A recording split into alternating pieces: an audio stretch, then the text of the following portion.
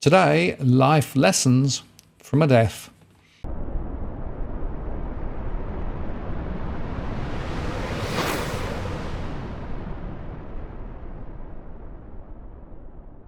Hello again, it's Martin North from Digital Finance Analytics. Well, this post covering finance and problems with a distinctively Australian flavour. Well, the 23rd of December is the anniversary of my wife Gill's death a year ago.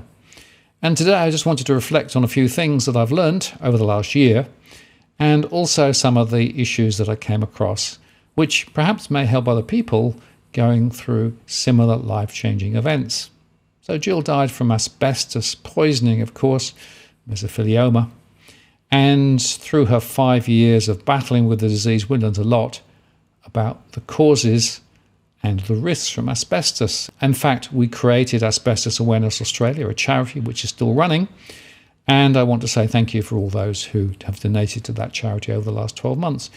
It's been a busy year with the charity because whilst we spent a lot of time trying to lobby politicians and get them to do things, it's clear to me that they are not interested in this issue. It's too big, too complex, and they're worried about shaking up the current mechanisms that provide at least some compensation from the industry to those with industry exposure.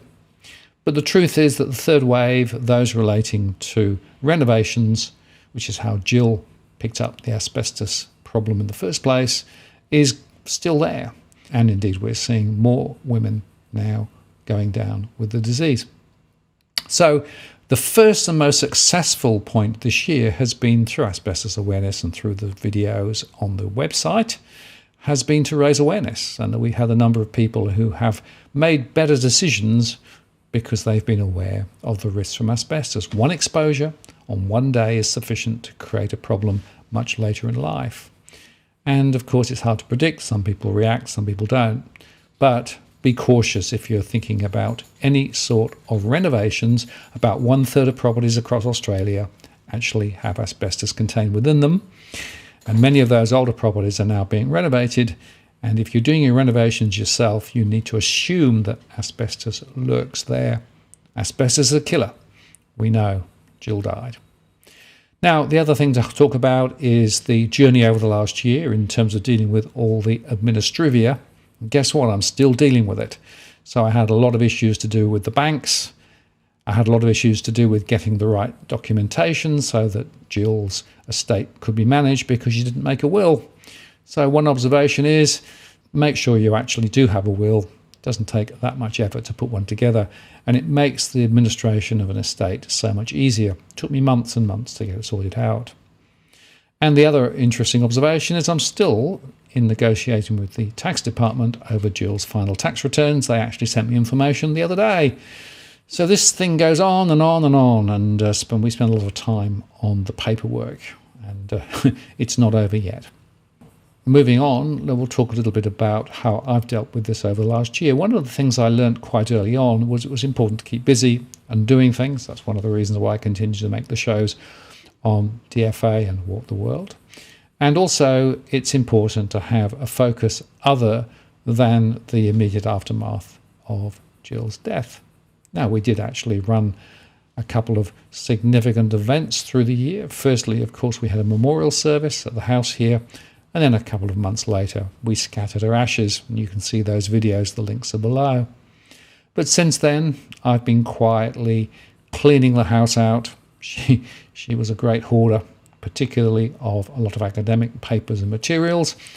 And in fact, in the last month, I've managed to handle the bulk of that, which was quite challenging.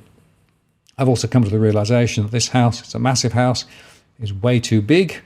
So I'm now beginning to contemplate the idea of perhaps putting on the market and moving to somewhere smaller. Because frankly, I don't really think I need a 5-bedroom house with 3 sitting areas and a whole bunch of other areas too. It's just way too big. So it'll be interesting to sell the property into a falling market. I wonder what that's going to look like.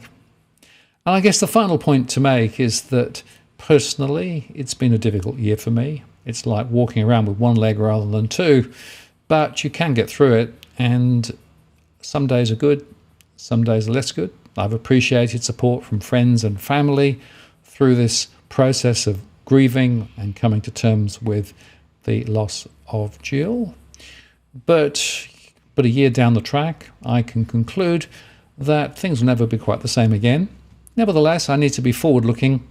I need to be thinking about the future, and I need to be planning for the future, and that's what I'll be doing over the next few weeks and months, and I'll tell you more about that perhaps in a future post. But anyway, on the first anniversary of Gill's death, again, thanks to all those who shared messages of support over the last year. I've really appreciated it. And again, recalling Gill and all she did, her lasting legacy was the creation of Asbestos Awareness Australia, and we're continuing to push the message out about asbestos. So if you know anybody who's thinking about dealing with asbestos, make sure that they are aware of the Asbestos Awareness Australia website. And I guess the other point to make is that there is a lasting legacy, and that relates to those 2 dogs, which of course Gill got when she was ill for company, and who I now are looking after. And in fact, the way it's worked out, it's been quite a useful crutch for me. So they get 4 walks a day, a lot of attention, and they give it back in spades. And I actually think that's an interesting and important tip. Sometimes pets are a very important crutch. And my final point is this. Over the last year, I've been through some low points and some high points. I've appreciated the support of both friends and family and the community online here. But things will never be quite the same. And that is now what I'm coming to terms with. So it's about how you turn that into something positive and forward-looking so that you don't spend too much time in the slough of despond, which does still haunt me from time to time. So a couple of final thoughts. 1, make a will. 2, make sure that there's enough documentation so that if you do deal with estate issues, you can do it relatively easily. And 3, you've got to expect the unexpected because, of course, nobody knows what's around the corner. I'm Martin North from Digital Finance Analytics. Many thanks for watching, and I'll see you again next time.